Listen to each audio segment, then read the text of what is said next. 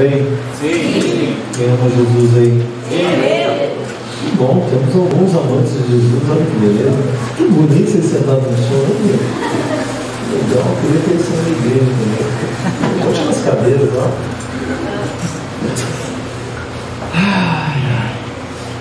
Tem algo no meu coração que eu quero compartilhar com vocês. Eu até nesse momento eu ainda estou com a mão na Bíblia aqui pensando em qual versículo eu vou usar para falar o que eu quero falar. Porque tem muitas maneiras de eu chegar onde eu quero chegar. Vamos lá. Feche seus olhos. Pai da glória, nós estamos diante dos teus olhos. Tu és o Deus que nos vê, o Deus que nos conhece, o Deus que nos ama, o Deus que nos chama, o Deus que nos dá o Santo Espírito para que nós possamos te conhecer. Nós não te conhecemos sem antes do Senhor se fazer conhecido. Te amamos, Jesus. Essa noite eu peço que o Senhor nos dê olhos para ver e ouvidos para ouvir e um coração disposto a obedecer. Em nome de Jesus. Amém. Se quiser me abaixar um pouquinho. Abre em Êxodo 3.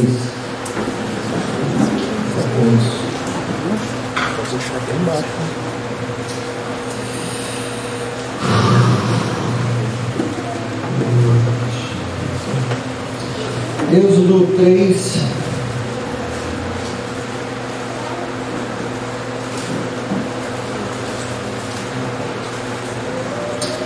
Eu tiro o versículo 13. Para não ter. Então Moisés disse a Deus: quando foram os israelitas e lhe disseram: o Deus de vossos pais me enviou a vós, e eles me perguntarem: qual é o nome dele? Que lhes direi? Deus disse a Moisés então: eu sou o que sou. Assim responderás aos israelitas: eu sou, me enviou a vós. O Elohim disse ainda a Moisés: assim dirás aos israelitas: Jeová, Elohim de vossos pais, Elohim de Abraão, Elohim de Isaac, Elohim de Jacó, me enviou a vós. Este é o meu nome eternamente, e assim serei lembrado de geração em geração. Imagine você que Moisés, assim como João Batista, ele já estava sendo declarado pela parte do Senhor muito antes do seu nascimento. Já havia uma espera, um aguardo para que este homem nascesse, e uma expectativa de quem seria essa voz, este homem que seria usado por Deus no meio do povo de Deus. Moisés, todo mundo conhece a história, eu não preciso ficar aqui embromando, falando a respeito da história de Moisés.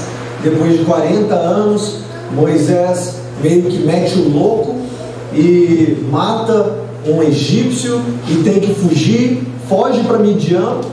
E lá em Midian ele conhece a sua esposa, se casa com Zípora, fica ali na casa do seu sogro Jetro, que é também um sumo sacerdote, Então ele meio que passa 40 anos na casa do seu sogro Jetro, debaixo e dentro de uma casa sacerdotal. Então, talvez você tenha aí uma ideia de que o sacerdócio nasceu em Levi. Mas Moisés aqui já passou 40 anos dentro de uma casa sacerdotal, conhecendo, conversando, entendendo e vivenciando histórias e relacionamentos que tinham a ver com o sacerdócio. Então Moisés não era, sem contar que ele sabia o que era sacerdócio da parte egípcia, mais ainda distorcido, né? E de repente um dia ele apacentando as ovelhas do seu sogro no Monte Sinai, ele enxerga uma sarça ardente, uma sarça queimando, uma moita queimando. Aqui em Minas tem que traduzir, né? Uma moita pegando fogo. E aí ele fala: oi, o que é isso? Que trem que é esse que está queimando ali? Deixa eu lá dar uma bisoiada nesse trem. E aí ele chega lá e o trem está queimando mesmo, mas não é consumido. Imagina, ele olha, ele começa a olhar o arbusto e o arbusto começa a ficar preto, mas ele olha, cara, o bagulho não está sendo consumido. Que tipo de fogo é esse? Mas isso ele observa em distância. Então ele meio que está na ousadia aqui, observando. Cara, que parada é essa? Mas na hora que ele está observando, ele ouve um chamado da parte da moita. A moita fala com ele. A moita vira para Moisés e fala assim: ô tiozão, arranca a sandália dos teus pés, que esse lugar onde você está pisando é santo. Agora, nós sabemos que o lugar onde ele estava pisando não era simplesmente aquele ao redor da moita. Deus estava falando: esse é o monte Sião, onde eu me apresento ao meu povo. Então a montanha inteira era santa. Era tipo assim: você está aí, suas ovelhas estão cagando e andando por aí. Deixa eu te dizer uma coisa: essa montanha é santa, porque eu coloquei os meus pés nela. Então Moisés, quando ele ouve isso, o que ele faz? Cara, o que eu estou fazendo aqui? Não é uma moita comum, né? O bagulho estava queimando, não consumia, era normal. Mas agora que Deus falou com ele, esse lugar é santo, ele: eu vou morrer. Agora ele entendeu, não é qualquer coisa aqui. E Deus falou com ele: eu sou o Deus dos seus antepassados. Moisés começa a apavorar, e Deus dá uma missão para Moisés. Ele diz para Moisés: Moisés, volta para o Egito para liberar o povo. Diz para o povo, diz para Faraó: deixai meu povo ir para que me sirvam no deserto, para que eles cultivem e guardem a minha presença no deserto. Ele já estava chamando Moisés para falar para o povo, para que eles cultivassem, tivessem um relacionamento sacerdotal no deserto. Moisés, como um cara inteligente, porque a gente pensa, Moisés era um Zé Rolha, Moisés era um louco qualquer, um mendigo do deserto. Lembra que Moisés passou 40 anos na casa de Faraó, entrando e saindo da maior educação que se tinha naquela época. Não tinha maior cultura do que aqueles da casa de Faraó. Ele não era um Zé Cuidado. Moisés ouve Deus falar aquilo e ele pensa: lascou, porque eu sei de onde eu vim e eu sei o que ele está me pedindo. Ele vai me pedir para virar para o Faraó e dizer para ele: deixa o meu povo ir, para que eles me sirvam, servir a um Deus somente no deserto. O Faraó não vai aceitar, porque o Egito tem centenas de deuses. A gente também costuma pensar que Israel dentro do Egito tinha Shabbat Shalom, tinha acendia as velhinhas, tinha o Kepar, né? Eles estavam lá, Shabbat Shalom, Beshem, Adonai, as festinhas, tocando pandeiro, todo mundo, como se eles fossem judeus como nós conhecemos hoje. Você tem que pensar que eles passaram 400 e poucos anos no Egito, como egípcios, comendo comida egípcia, ouvindo música egípcia, sendo educado na cultura egípcia, amigos egípcios. Eu morei 8 anos nos Estados Unidos. Por experiência, eu vi muitos amigos meus brasileiros irem para os Estados Unidos. Chega lá, faz o quê? Agora eu vou, os meus filhos vão falar inglês, né? Eu nem vai precisar fazer cursinho. O que acontece? A primeira geração, quer dizer, a segunda geração, né, que nasceu lá, eles olham para a língua inglesa e diz o quê? Minha língua. Aí chega em casa, a mãe: menino, cala a boca. No way, mom. É tipo, entende o português, mas eu não quero falar português. Segunda geração, a terceira geração, netos de brasileiro. O filho fala inglês, a mãe fala inglês. E eles se lembram de que a avó costumava falar português, porque os seus avós vieram do Brasil, porque eles são americanos. 3 gerações, basta 30 anos. 30 anos eles são americanos. A gente desconsidera 400 anos. Quantos anos nós estamos aqui nessa terrinha mesmo? 500 anos. Pensa quanta coisa aconteceu no Brasil em 500 anos. 100 anos a mais do que eles passaram no Egito. Quem aqui fala ora pois? Mas vamos comer bacalhau. Não, né? Ninguém nem se lembra como é que era Portugal. Seus pais falam de Portugal para vocês? A gente nem sabe se a gente veio de Portugal. Uns vão falar, eu vim da Argentina, eu vim da Espanha, eu vim da China. Isso não sabemos antes de hoje, meus irmãos. Então, nós desconsideramos que aqueles que estavam no Egito não eram pessoas monoteístas. Eles não tinham na sua cabeça, nós apenas amamos e adoramos El Shaddai, né? Adoramos o Deus Criador dos céus e da terra. Não, eles estavam imersos em uma cultura egípcia profana. Então, ouve a pergunta de novo que Moisés está fazendo a Deus. Deus, quando eu voltar lá e disser para os meus irmãos, o Deus dos vossos antepassados me enviou a nós para libertar vocês. Eles vão falar, qual Deus? Deus Nilo? O Deus Rafã? O Deus da colheita? O Deus do amor? O Deus do pós-morte? O Deus da noite? O Deus do dia? O Deus do sol? O Deus do lua? Qual Deus que enviou você? A quem iremos servir depois de sair do Egito? Você está entendendo que eles não estavam assim pensando, uhul, Elohim, não tinha nada disso. Moisés estava encontrando um novo Deus. Moisés estava encontrando o Deus de Abraão, Isaac e Jacó, a quem ele serviria pelo resto da sua vida. Quem estava planejando a vinda, o nascimento e o ministério de Moisés, mas Moisés não o conhecia.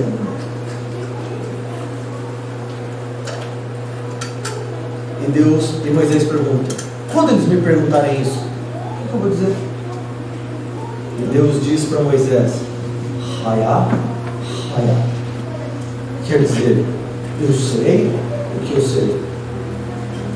A tradução que nós temos é, eu sou o que sou, mas a melhor tradução é, eu serei o que eu serei.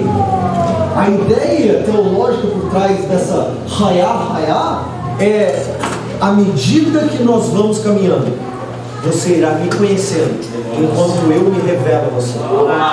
Pensa isso. Vamos lá. Eles queriam o quê? Uma receita de bolo. Eles queriam um nome simples. Qual é o seu nome? O meu nome é Deus.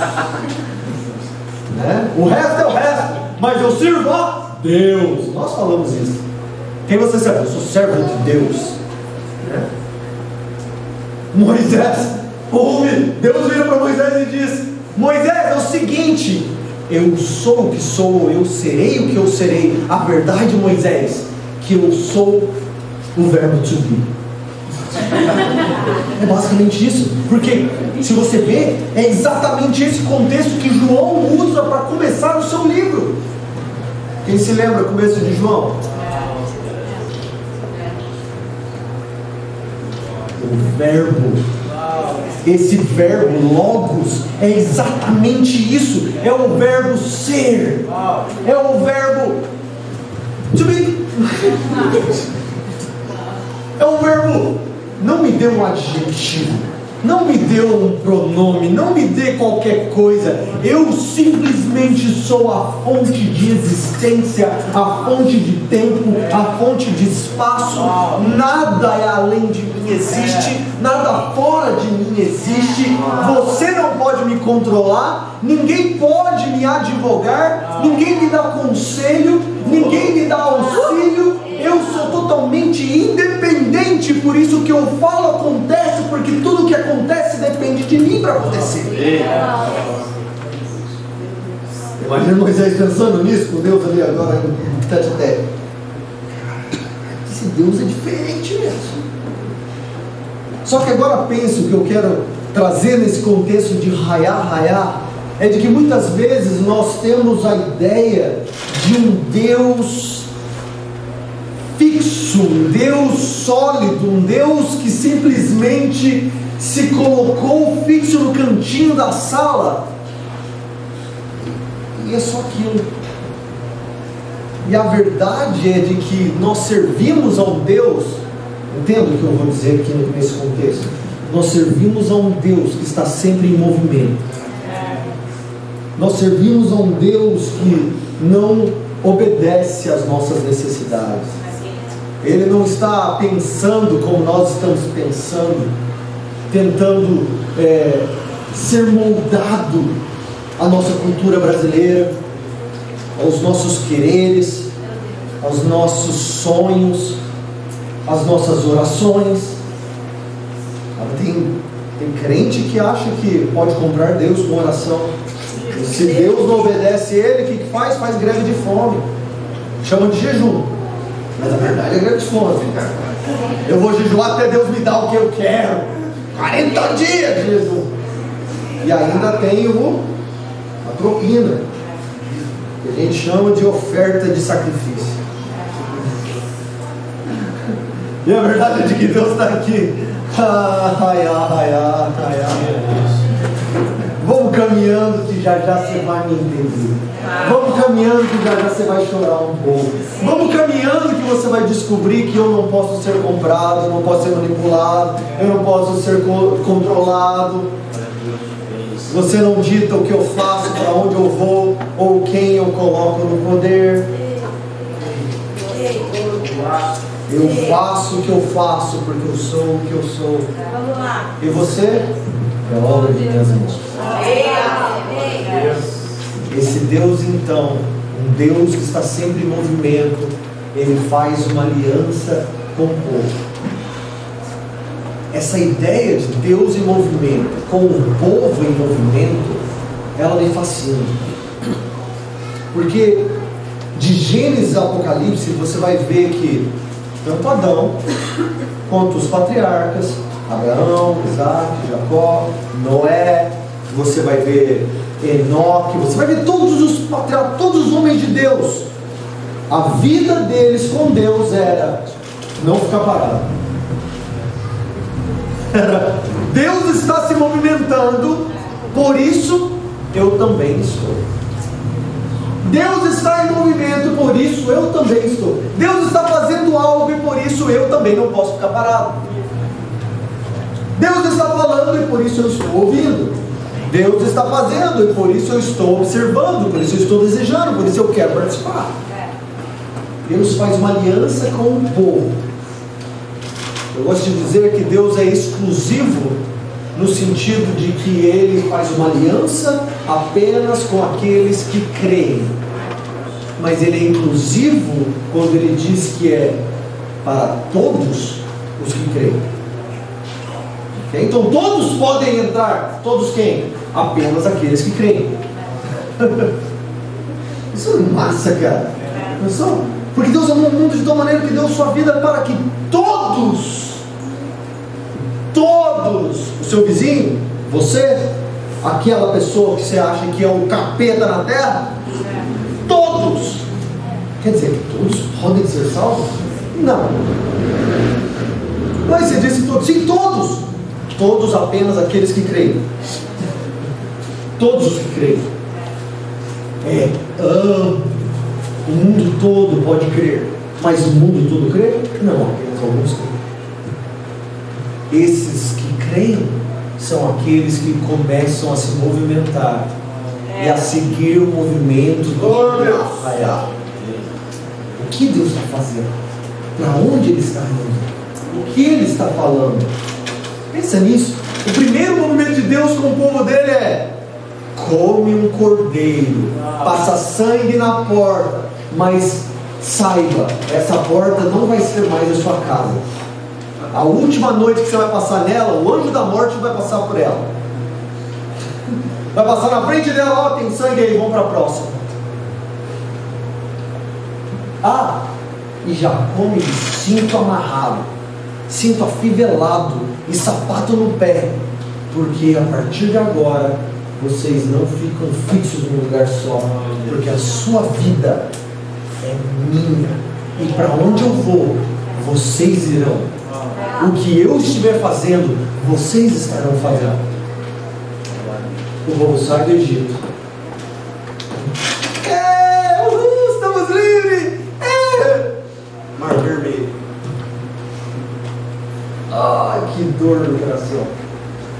Mar Vermelho. Eu acho que, imagine vocês, nessa situação. Deus nos libertou, abriu uma porta de libertação. A gente já gosta dessa linguagem, né? Deus abriu uma porta para que eu saísse do meu último emprego, chamado Faraó. E aí a gente anda ali perto, né? Deus abriu uma porta, e aí dá de cara com o Mar Vermelho. A gente fala, talvez eu tenha entendido errado. Talvez não tenha sido bem assim. Eu acho que eu preciso voltar, porque não deu certo, obviamente minha família vai morrer afogada, as coisas vão dar ruim, né? Então vamos voltar. Quando olha para trás, o exército. Vamos matar todo mundo! Lascou. Morro afogado ou morro espetado? Queimado. Deus abre a porta. Eles passam pelo Mar Vermelho. No Novo Testamento, a ideia da passagem do Mar Vermelho é o seguinte: vós todos foram batizados como no mar. É isso que o Novo Testamento fala a respeito do batismo. Todos vós passaram pelo Mar Vermelho do batismo. Por quê? Porque antes do Mar Vermelho, essa dificuldade que está diante de vós, antes do Mar Vermelho, vocês não eram povo. Vocês eram escravos. Vocês pertenciam a outro Elohim, outro Deus, outro Senhor. Mas quando vocês decidiram morrer, passando pelo Mar Vermelho, do outro lado do Mar Vermelho, já não tem mais volta para o seu último Senhor. Não tem como nadar de volta, porque sabe o que mais? O exército inteiro morreu. Nem aqueles que te perseguiam podem te alcançar mais. Nem você pode escolher voltar, porque você já não pertence mais a Ele. Você pertence a Yahweh. Você pertence ao Deus que te movimentou, e os primeiros passos foram: eu te separo da escravidão da morte, eu te separo daquilo que te escravizava. Você não é mais seu, você não é mais deles. A partir de agora, para onde eu for, você vai. A gente tem essa mentalidade. Talvez eu vá chocar o você. Espero que não. A gente tem essa mentalidade de que a mão do Senhor é frágil, de que a mão do Senhor é fraca, de que a mão do Senhor não consegue nos segurar, de que Ele nos segura meio que tipo: vem cá, Web, vem cá, Web, eu te amo, Web, Web, eu quero te salvar, Web, fica parado, Web. Ai, tá salvo, e hoje não tá. Tá salvo hoje tá salvo, e nadou de volta. Tá salvo hoje. Nós não confiamos que Ele realmente é independente para fazer o que Ele quer fazer. Nós não confiamos na mão forte e soberana do Senhor, que nos deu vida e nos libertou da escravidão e nos inseriu em um povo para termos comunhão com Ele. Sabe por quê? Você acredita que a sua liberdade depende de você. Ainda acredita que o seu sucesso na sua carreira de cristão depende de você. Você acredita que você é raiar mesmo. Essa é a verdade. De que muitas vezes nós nos colocamos na cadeira de Deus, estamos achando de que a nossa salvação, a salvação da minha família, a minha independência, o sucesso contra o pecado. Mas eu vou vencer o pecado na minha vida pela força da minha paixão. Às vezes nós idolatramos até mesmo a fé. Vocês estão ligados que você faz isso às vezes? A gente crê tanto que nós colocamos a nossa fé na fé e não nas obras de Jesus Cristo. Sou um homem de fé. O que você crê? Eu creio demais. Então o que, irmão? Crer quer dizer, não sou eu, mas é Ele. Não fui eu, foi Ele. Não nas minhas obras, nas obras dele. Não no meu sangue, no sangue dele. Não no meu poder, no poder dele. Ele é arraiar. Eu sou apenas aquele que sei. E aí, Deus faz uma coisa legal. Ele fala assim: olha, eu vou estar com vocês. Eu vou estar de uma maneira bem poética. Vai ser bonitinho. Vai ser belo. De dia eu vou aparecer no meio de vocês como uma nuvem sobre vocês. Mas à noite eu vou aparecer como uma coluna de fogo. Vai dar luz para vocês caminhar. Eu vou ser o poste da seringa para vocês. Ninguém vai andar no escuro aqui. E ninguém vai queimar no calor do sol também. Eu vou estar no meio de vocês. Aí agora você imagina Deus no meio do povo e o povo sendo povo. O povo tendo comunhão com o povo, diante de Deus, no meio de Deus, com Deus, para Deus. Às vezes somente para com eles. Vocês lembram o que acontece em Êxodo 19? No meio dessa saída, 3 meses depois que eles saíram do Egito, quem que Moisés encontra? Jetro, o sogro dele, veio devolver a esposa.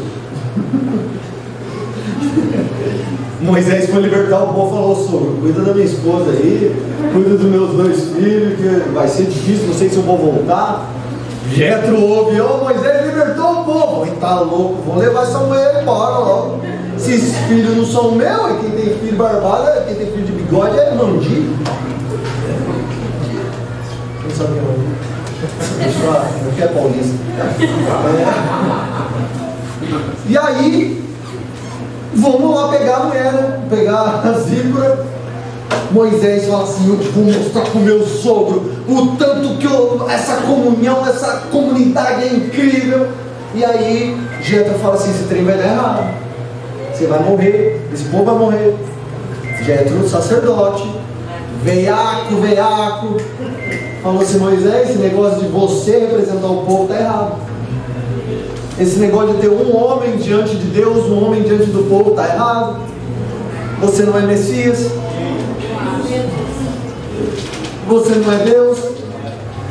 Que história é essa de eu sou a voz de Deus para vocês? Eu digo para todo dia de manhã: Moisés, arrancou o olho da minha filha. Ó, você vai fazer assim, vai pagar tal. Ô Moisés, passou a carroça em cima do dedão, meu filho arrancou. Vai fazer assim: Moisés, você vai morrer.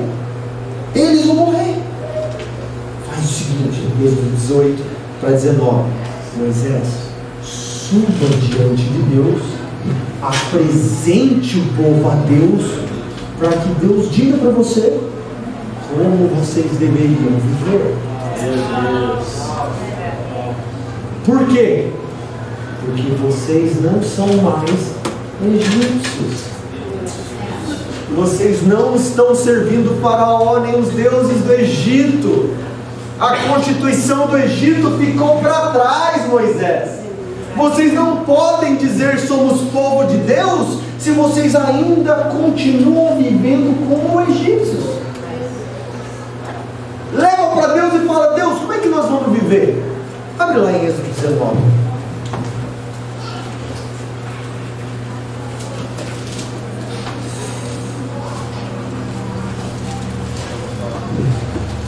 Versículo 1. Capítulo 18 é essa conversa de Jetro com Moisés. Capítulo 19. No fim do 3º mês, depois que os israelitas haviam saído da terra do Egito, naquele mesmo dia, chegaram ao deserto do Sinai. Tendo partido de Refidim, entraram no deserto do Sinai, onde acamparam. Israel ficou acampado ali em frente do monte, o mesmo monte que Deus havia encontrado Moisés, e disse: para você saber que eu sou Deus, você um dia vai voltar para esse mesmo monte e vocês vão me adorar aqui.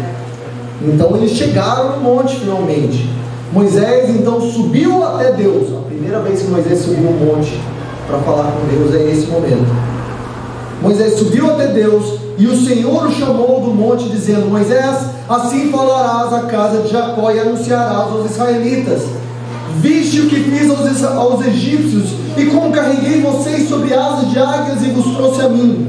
Agora, portanto, quer dizer, vocês viram que eu sou poderoso, certo? Vocês viram que a minha mão é forte, certo? Vocês viram que o povo mais poderoso da terra foi como nada diante da minha mão.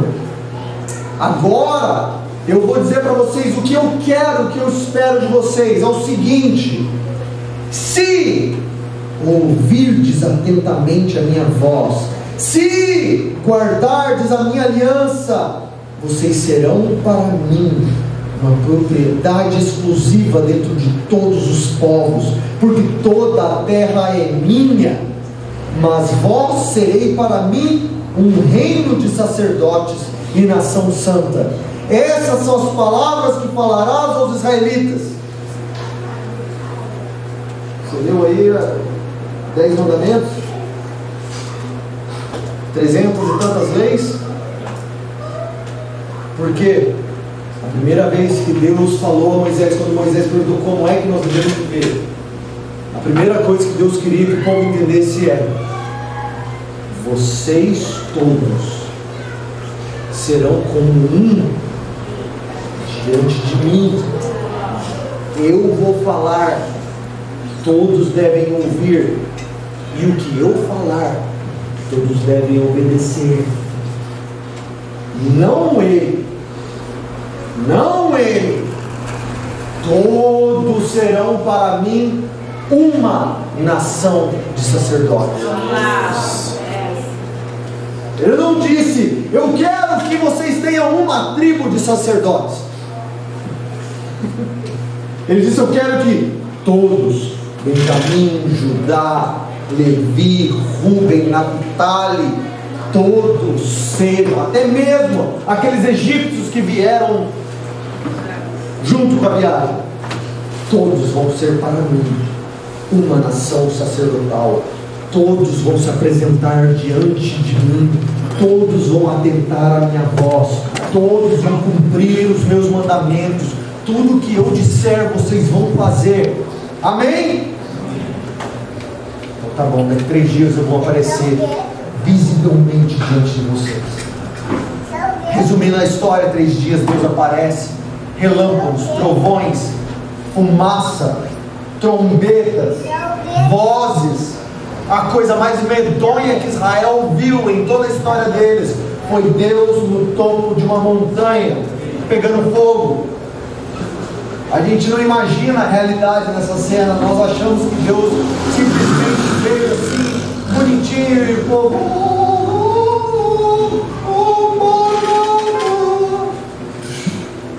Você já parou para pensar nos animais correndo de medo, fugindo? Nas crianças, os berros de terror que as crianças gritaram. 1,3 milhões de pessoas. Quantas crianças estavam apavoradas? Quantas mulheres estavam apavoradas, gritando com aquele grito agudo no meio do arraial? O povo está assim: eu não sei se o que está ensurdecendo é mais a trombeta ou as mulheres. E os homens também estão... Para você, Maria! Eu não, José, para você!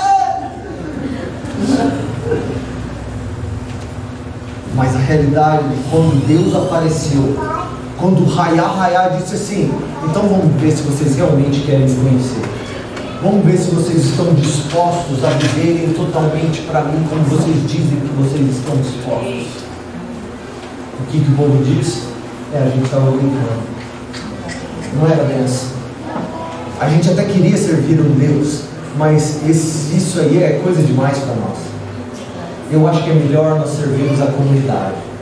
Eu acho que é melhor nós servirmos os seres humanos. Vamos fazer assim, Moisés? Faz assim. Você sobe, você fala com Deus. O que Deus fala com você, você fala com a gente. Diminui agora. Diminui o temor, diminui o poder, coloca água na mensagem, deixa a voz do Senhor ficar tão sem gosto e sem poder a ponto de nós sentarmos e ouvirmos ao redor da mesa o que você tem a dizer, Moisés? A voz do Senhor está falando por vocês, mas a gente não vai precisar temer, porque afinal das contas eles são homens falando. Eu gosto de dizer que esse foi o primeiro departamento de intercessão. É aquela ideia de intercessores são os caras mais espirituais da igreja, né? Intercessão não é para todo mundo. Intercessão é só para alguns, porque o peso do mundo espiritual, o peso da voz de Deus é incrível. Então você tem que ser muito bem preparado, você tem que ser muito maduro e pá. E aí somente eles oram, somente eles ouvem a Deus, e o que Deus fala com eles passam para a igreja. Enquanto a igreja não ora, não lê, não faz nada, porque tem alguém que representa eles diante de Deus. Mas a comunhão que Deus queria, mas a devoção que Deus queria, mas a apresentação e a revelação que Deus queria dar, não era só Moisés sobe diante de Deus, e Deus meio que, eu parafraseando com minha própria versão, Deus praticamente faz assim: é isso que eles querem?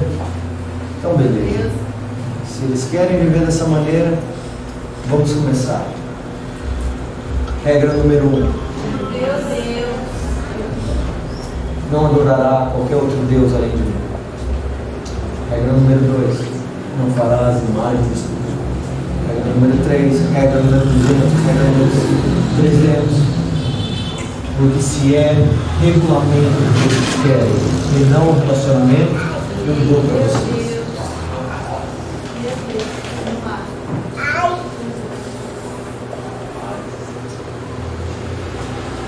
Eu posso dizer, nós crentes também gostamos disso.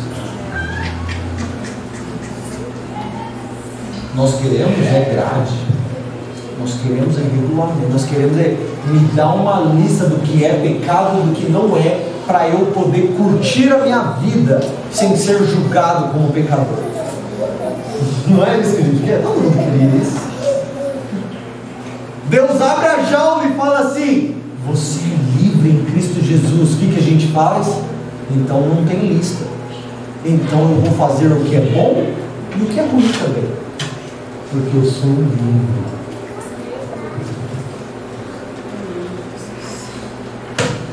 O ser humaninho desgraçado. O povo fala assim: deu ruim. E o interessante, não é nisso que eu queria focar, mas o interessante é de que até mesmo Moisés, um homem, um simples homem, depois de passar tempo com Deus, desce para falar: essa é a palavra de Deus. Só que eles percebem uma coisa: a glória de Deus agora já tinha afetado até mesmo o DNA, o físico de Moisés, a ponto do rosto dele brilhar. A glória de Deus começou a impregnar a matéria física de Moisés. Então não era apenas o homem, era apenas o homem com o rosto brilhando por causa da glória de Deus. O povo olha para esse homem e fala assim: lascou, eu estou com medo.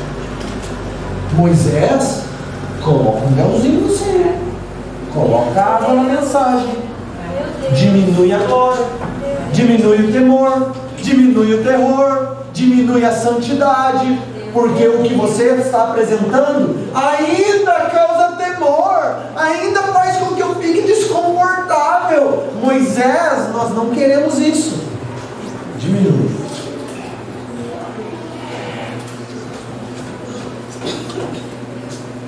Por isso que nós vamos ver no Novo Testamento, em Hebreus, o clamor para: ei, larga a mão disso, nós não somos como Moisés, nós não vamos lavar a mensagem, nós não vamos colocar véu. Se a mensagem da morte trazia glória, muito mais glória é a mensagem do Espírito e da liberdade. Se nós vamos morrer porque a glória de Cristo acompanha as nossas palavras, que morramos com um sorriso no rosto. mas nós não vamos aguardar a mensagem. Mas nós não vamos nos envergonhar do Evangelho. Mas nós não vamos retroceder. Nós não vamos dar o que o povo quer. Nós vamos dizer: ou você crê na loucura do que eu estou dizendo, ou pereça. E aí, está a fim de pregar isso na praça?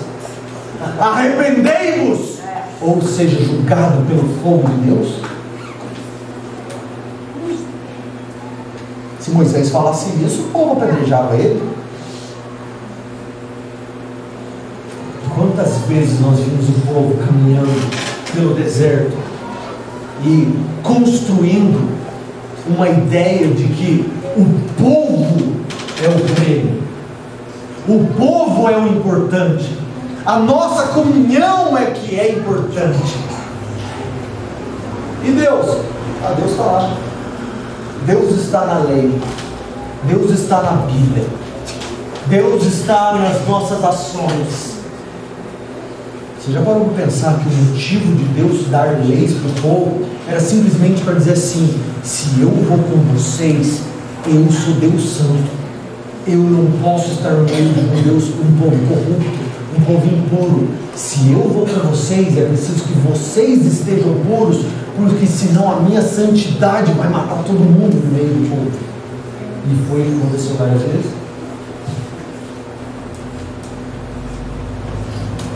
A ponto do povo uma hora falar assim: Moisés, o Arão, isso 2 semanas depois disso que nós acabamos de ler. Poucos dias. 2 semanas não, 40 dias depois disso. 40 dias, gente. Deus apareceu. Moisés subiu para Deus dar os mandamentos. Arão, nós queremos um Emanuel. Nós queremos um Deus que esteja no nosso meio. Queremos um Deus conosco. Nós queremos um Deus que nós podemos guardar quando nós não queremos mais ver, quando nós não queremos mais falar. Nós queremos um Deus que nós podemos exaltar quando nós queremos.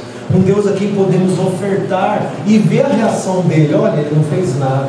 Ó Deus dos céus e da terra, nos ajude, Deus, e aguardar a movimentação desse Deus. Nós queremos chegar diante dos povos, carregando o nosso Deus nos nossos ombros, para mostrar quão poderoso nós somos como povo. Olha o nosso Deus aqui no nosso meio. A ponto, isso acontece lá depois, se eu não me engano, é Êxodo 18, quando o povo, 18 é o que a gente fala, agora do sistema.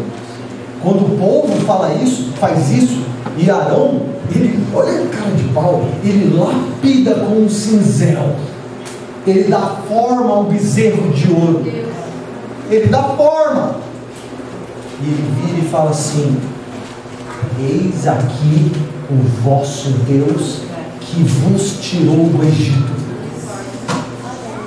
Ele não diz eis um novo Deus, eis a representação de Deus. Ele olha para a montanha onde Moisés está conversando com Deus, ele olha para o bezerro e fala assim: eis aí, nós vamos fazer uma festa para esse Deus amanhã, o El Shaddai, o Elohim, o Yehová, que tirou vocês do Egito.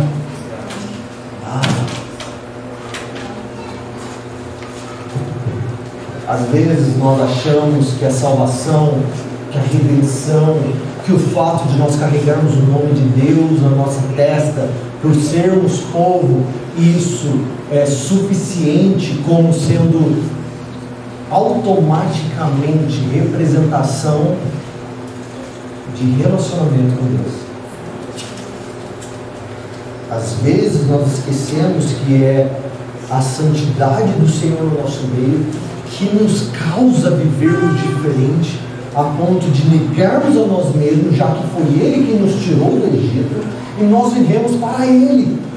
Essa é a ideia de Paulo quando ele diz assim: já não vivo eu, aquilo que passou, passou. Se eu morrer, eu estou com Ele, mas se eu vivo, é Cristo quem vive, porque Ele me comprou e eu pertenço a Ele. como povo, como comunhão, nós somos um corpo. Nós somos uma nação de sacerdócio que está sempre em movimento. Eu queria ter mais uma sessão para desenvolver isso, para chegar em movimento e encontrar o lugar onde Deus vai estabelecer a sua casa no meio do seu povo. Esse é o alvo. Nós estamos em movimento, nós somos peregrinos, nós estamos em caminhada. Pedro vai dizer de novo: ei, nós estamos numa peregrinação, usando a imagem do Egito. Nós saímos do Egito, mas para onde nós estamos indo? Nós estamos indo para a cidade celestial. Nós estamos caminhando até o dia que a cidade desça e o lugar da nossa morada eterna se fixe, se enraize, a ponto de nós não precisarmos mais nos movimentar, porque Deus habita no nosso meio. Até lá é sofrimento, até lá é perseguição, até lá é tristeza, sofrimento, luta contra o pecado, luta uns contra os outros pela santidade do Senhor. Nós vamos ter que dizer não até mesmo para os irmãos que nós chamávamos de irmãos, que nos abandonaram e ignoraram a fé e a salvação que foi proposta a eles. Estou com um versículo em mente, vamos ver se ele funciona aqui. Um dos meus passagens favoritos. É totalmente, talvez você nunca tenha ouvido essa passagem na sua vida. Ezequiel 44. Se quiser abrir, fique à vontade. Ezequiel 44 fala de um momento épico, totalmente desconfigurado. Ele é tão sombrio que ninguém quer pregar, porque do que nós estamos pregando aqui, afinal das contas? Sobre o que é essa passagem? Que visão é essa que Ezequiel está tendo? Que templo é esse que Ezequiel está vendo? Que glória é essa? O que está acontecendo? Mas tem uma coisa que eu amo a respeito de Ezequiel 44. Que Deus está falando com Ezequiel. Lembra, Ezequiel é um sacerdote.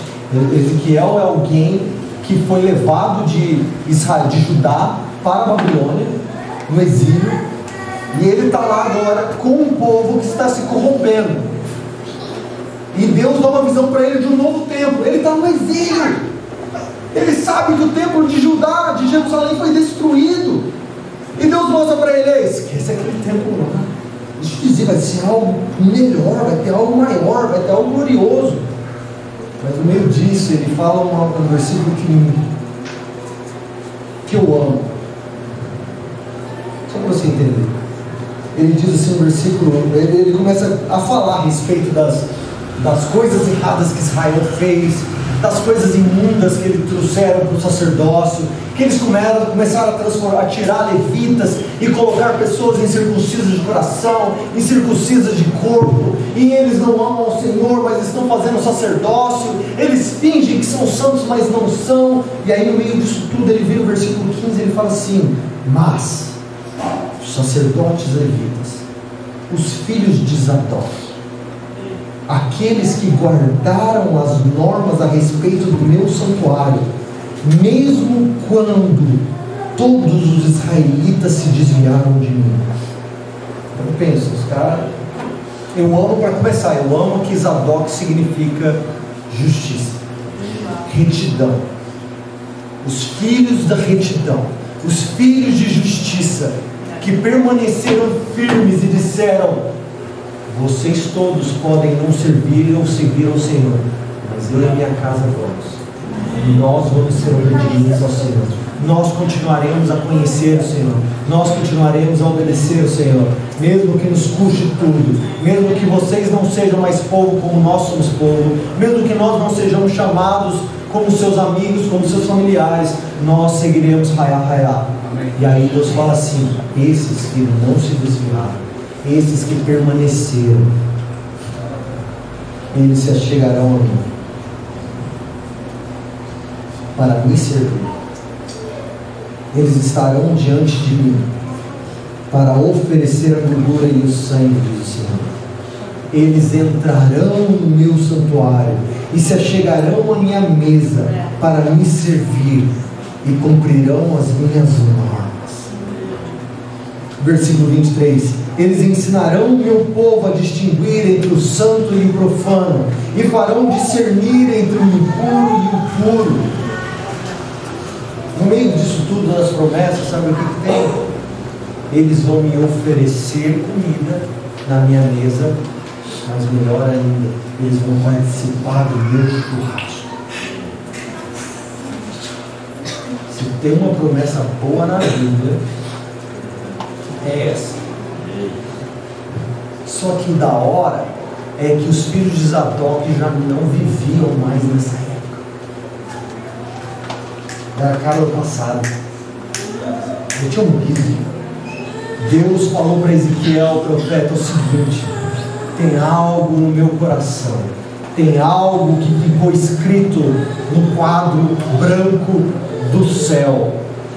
O dia que os sacerdotes, os filhos de Zadok, firmaram seus pés e não arredaram, porque eles desejaram a comunhão comigo ao invés de qualquer outra comunhão.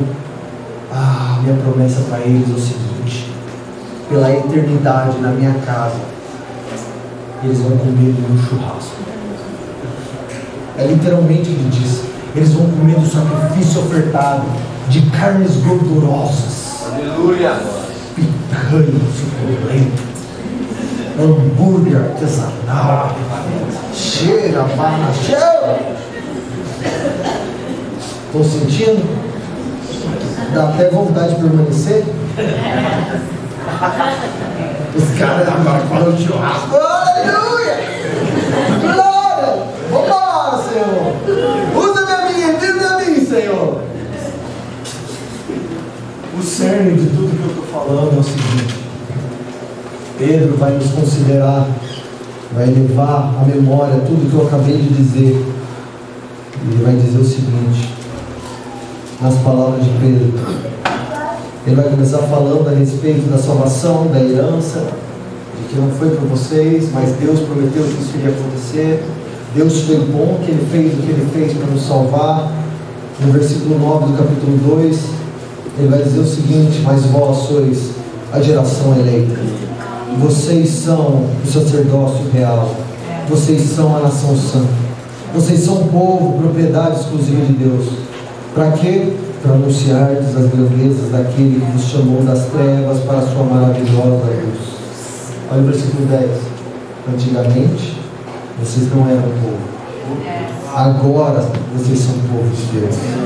Antes, vocês não tinham recebido misericórdia, mas agora vocês receberam misericórdia. Pedro pega aquilo que era exclusivo para os judeus e torna inclusivo para todos os gentios, para todas as nações que colocam sua fé em Jesus. Jesus em João 8 vai dizer assim, que a realidade é de que vocês, todos aqueles que não creem que Ele é o Eu Sou, morrerão em seus pecados. Então Pedro está dizendo assim: se você quer viver eternamente, ser eternamente povo, ter comunhão com o cabeça, ser sagrado e santo como sacerdócio real, é necessário que vocês fixem o seu coração na ideia de que vocês precisam perseverar no conhecer e se relacionar com Deus até o dia que não for necessário mais a peregrinação. Vocês foram colocados e estabelecidos em Bairro. Vocês não sabem até quando vocês vão estar aqui. Vocês não sabem quanto tempo vocês vão viver. Vocês não sabem o que o Senhor vai fazer na vida individual de cada um de vocês. Mas hoje, amanhã pela manhã, vocês terão escolhas e opções para vocês considerarem. E todas as escolhas que vocês tiverem que considerar, vocês precisam considerar à luz de que vocês não vivem mais para vocês mesmos. Vocês não estão escolhendo simplesmente porque vocês têm opção, como o Zé da esquina tem também. Tudo que vocês fizerem, queira comendo queira falando, queira servindo, queira bebendo, queira fazendo o que for que vocês vão fazer, que seja para o louvor da glória daquele que salvou e deu vida a cada um de vocês, porque vocês não pertencem mais a vocês mesmos. Vocês são nação santa, sacerdócio real, povo adquirido. Essa é a declaração de Apocalipse 5. Digno é o Cordeiro, por quê? Porque ele morreu e com seu sangue ele comprou homens e mulheres de toda língua, tribo, povo e nação para os constituir um reino de sacerdote. Vamos ficar de pé.